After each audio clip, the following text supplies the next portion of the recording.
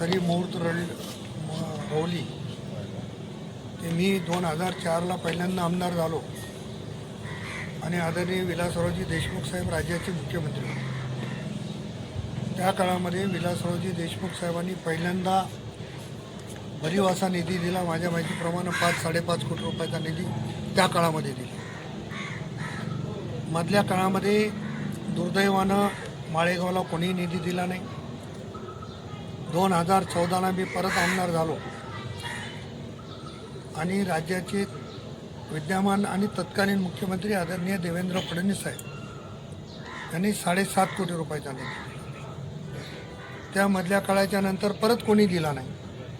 पण आज परत आदरणीय देवेंद्र फडणवीस साहेब, आदरणीय सुनेत्रावहिनी पवार यांनी 6 कोटी रुपयाचा निधी या माळेगाव परिसराच्या विकासासाठी दिलेला आहे. एकंदरीत येणाऱ्या यात्रेकरूची सोय व्हावी ही भावना ठेवून संबंधित विभागाचे प्रमुख यांना बोलून त्यांच्याशी चर्चा करून गावातले सगळे लोकप्रतिनिधी त्यांना बोलून परिसरातले प्रतिनिधी त्यांना बोलून सगळ्यांच्या सूचना घेऊन काय केलं पाहिजे याच्याशी चर्चा केली आणि 6 कोटी रुपयाच्या कामाचं नियोजन या ठिकाणी केलं. यात्रेच्या पूर्वी काही कामं, एखादं काम होणार नाही परंतु बहुतांशी कामं यात्रेच्या पूर्वी होतील असा मला अंदाज आहे आणि आणखी मोठ्या प्रमाणावर निधी लागणार आहे. निश्चित हा झाल्याच्या नंतर परत मी माननीय मुख्यमंत्री, माननीय उपमुख्यमंत्री यांच्याकडे निधीची मागणी करेल आणि मला विश्वास आहे की ते माझ्या शब्दाची सन्मान करून या परिसराच्या विकासाला निधी देतील. आणि आज आपण लोहा शहरामध्ये सुद्धा काही भागामध्ये जाऊन पाहणी केली त्याबद्दल. लोहा शहराची जी स्मशानभूमी आहे मुख्य रस्त्यावरची ती अतिशय म्हणजे मध्ये अतिवृष्टी झाली त्याच्यामुळं पडझड झाली होती. मागे काही जागा शिल्लक राहिलेली होती.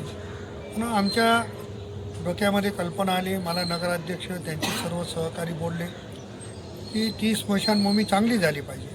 म्हणून माझ्या डोक्यामध्ये आलं की नांदेड जिल्ह्यातली सगळ्यात चांगली स्मशानभूमी कुठे आहे.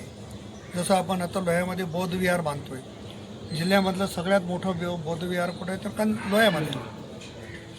त्याच धर्तीवर लोह्याची स्मशानभूमी, गावातली स्मशानभूमी असेल, कब्रस्तानचं कंपाऊंड वॉल असेल, अशा अनेक प्रश्नाच्या संदर्भात चर्चा झाली आणि त्याला देखील निधी उपलब्ध करून देण्याची जबाबदारी माझी.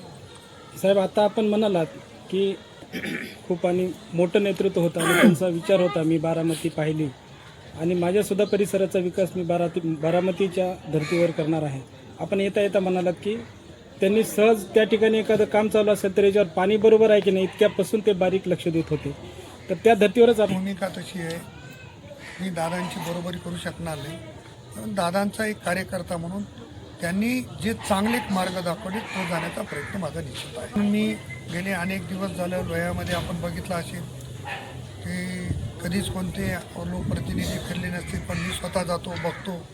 त्याच्या मागची भूमिका एकच आहे की लोहा हे सुंदर, हरित आणि स्वच्छ शहर या नांदेड जिल्ह्याला दिशादर्शक असं शहर करण्याची माझी नगराध्यक्षाची त्यांच्या सर्व टीमची भावना आहे आणि त्या पद्धतीनं आम्ही निश्चितप्रमाणे करू.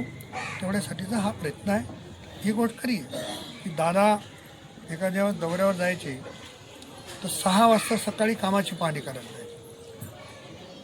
तिथे पाणी मारले का, काम सांगितलेले बरोबर झाले का नाही. मग आपण तेवढं करू शकत नसाल तर ते तर राज्याचा कारभार बघत होते, आम्ही तर एका मतदारसंघाचा कारभार बघतो. म्हणून जेवढं चांगलं करता येईल तेवढं करण्याचा प्रमाण